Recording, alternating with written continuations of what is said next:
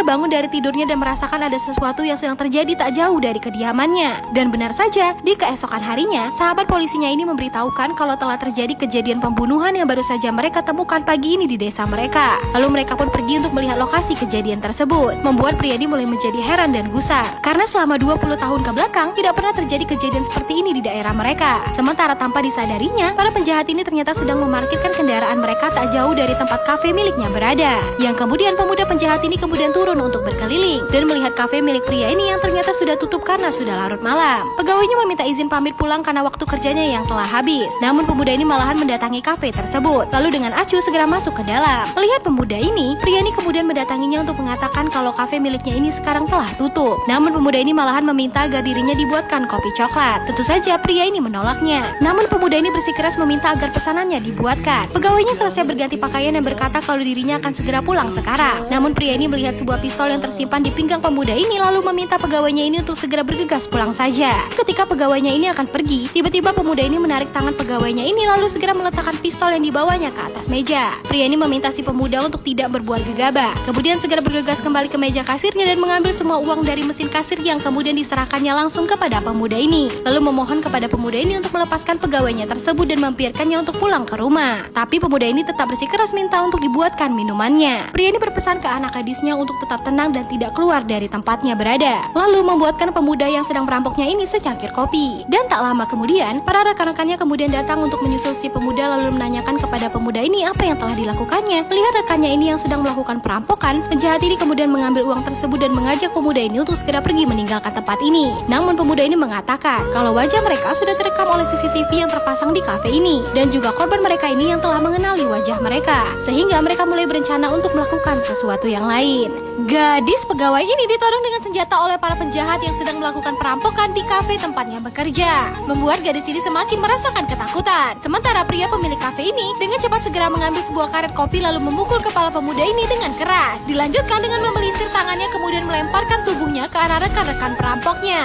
Melihat pria pemilik kafe ini mulai melakukan perlawanan, para perampok ini segera maju menyerang. Namun dengan cepat pria ini segera menghalau serangan mereka dan berhasil melumpuhkan beberapa orang dari mereka. Sabetan pedang berhasil dihindari oleh pria ini, lalu segera menahan serangan lainnya sembari menyuruh anak gadisnya untuk tetap memejamkan matanya. Lalu segera melempar tubuh penjahat ini. Pria ini terus diserang, namun dirinya berusaha keras untuk menghalau serangan mereka. Setelah berhasil menghabisi mereka semua, pria ini terduduk lemas di lantai sembari menyesalkan apa yang telah terjadi dan menimpa dirinya. Lalu berteriak memanggil anak gadisnya yang masih saja menutup kedua matanya, seperti yang telah diperintahkannya sebelum dirinya melakukan perlawanan terhadap para perampok ini. Polisi pun datang ke lokasi kejadian. Sahabat polisi datang untuk menenangkan pria ini